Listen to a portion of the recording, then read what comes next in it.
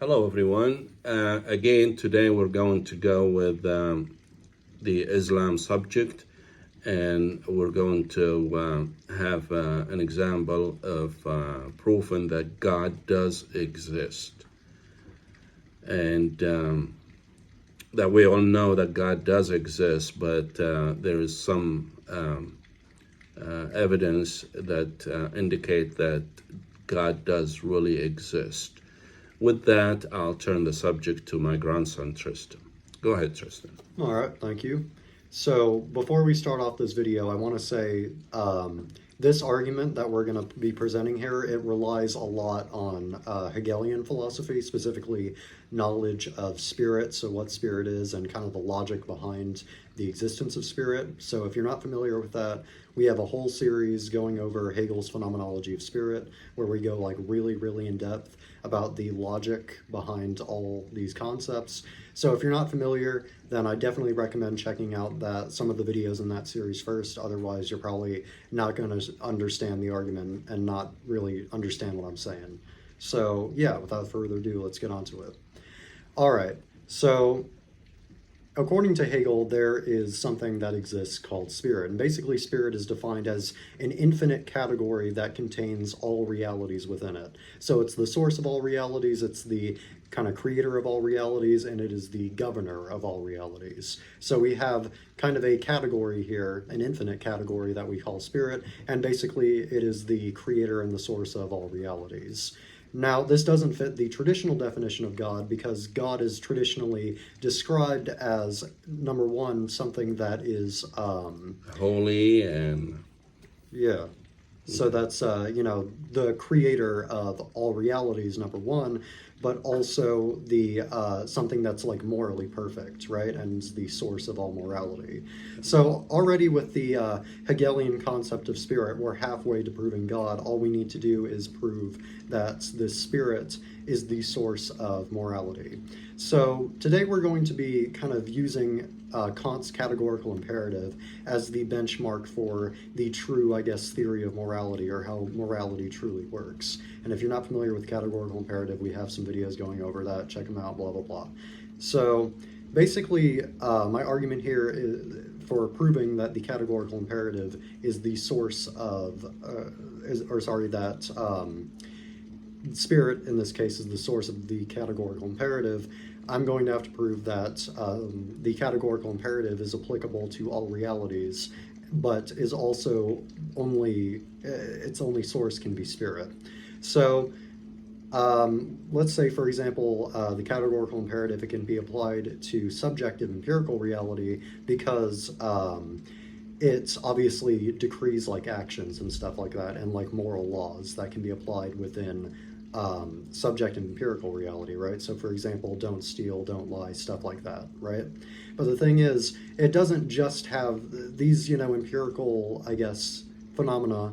That's not like the foundation of the categorical imperative. As you probably already know, the categorical imperative is basically only act on a maxim that can be universalizable. So that's not a strictly like empirical subjective base or foundation of morality. So this means that the categorical imperative can be applied to objective reality as well as subjective reality. And I want to take a little bit here to disprove some other moral theories to kind of prove that the categorical imperative is the only theory of morality that kind of enjoys this special privilege of being universally applicable. So let's take utilitarianism, for example. Utilitarianism, its basic premise is that you should do whatever action would produce the most happiness. But the thing is, happiness is a subjective measure. It's a subjective, phenomenal, empirical thing. So this means, and obviously because this is the base of utilitarianism, you could only really apply it to subjective empirical reality and not to objective reality. The same thing goes for consequentialism. Consequentialism is basically the theory that cause and effect, and the causes and effects of actions should, I guess, determine if those actions are moral or not. Now, obviously, because cause and effect, as Kant proved, is a strictly empirical thing, it's strictly an aspect of empirical subjective reality, consequentialism in all its forms could only be applied to empirical reality and not to objective reality. And the same thing goes for virtue ethics, because virtue ethics are determined by whoever, does the most good actions in empirical reality, obviously, because you can only really do an action in empirical subjective reality. Virtue ethics would also kind of be invalidated because it's not applicable to noumenal objective reality. So now that we've proven that the categorical imperative is kind of the superior universally applicable theory of morality, we have to investigate where its source is, where it comes from. So we can deduce that the categorical imperative, its source is not subjective empirical reality, because then its nature would be empirical reality, because it would be defined and created by empirical reality. So basically its nature would be inherently empirical. So if its nature is inherently empirical, hypothetically, then it wouldn't be able to be, applied to noumenal objective reality, because then a contradiction would appear that you can't really solve. And it's vice versa for objective noumenal reality. So its source can't be objective noumenal reality because its nature would be objective, then you couldn't apply it to subjective reality, blah, blah, blah. Now, the categorical imperative, I want to note here, it does originate in pure practical reason according to Kant, but this doesn't mean that its source, its creator, is pure practical reason.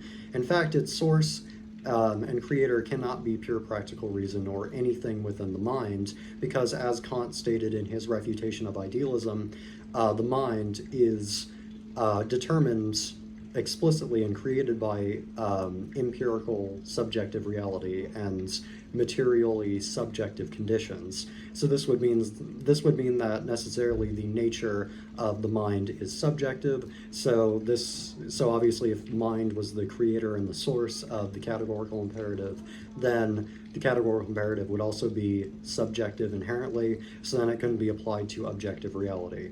So now that we've ruled out all these sources, the only spot that we have left is spirit.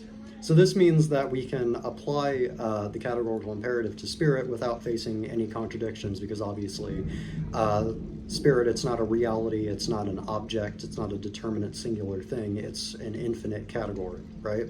So it can include kind of possess the categorical imperative as one of its attributes without running into any contradictions. So now with the spirit, that is, number one, the creator of all realities, the source of all realities, and is above minds, realities, everything, and it's also the source of morality, meaning that by nature it's morally perfect, and by nature it is morally, I guess, truthful and perfect. Yes. Yeah. So basically with these two attributes, you have a being that is, number one, the creator of all realities and therefore the creator of everything, and number two, a being that is perfectly moral and the source of all morality. Now, I don't know about you, but to me this sounds a lot like God. So yeah. Absolutely. So yeah. Absolutely. That would basically be my proof of God. So yeah, that would basically sum up only the one, subjects. the creator of the universe. Yes. Yeah. سبحانه وتعالى لا إله إلا الله وحده لا شريك له. Allahu Akbar. All right, so anyway, that would sum up the subject as a whole and some of the video. Thank you for watching. Thank you.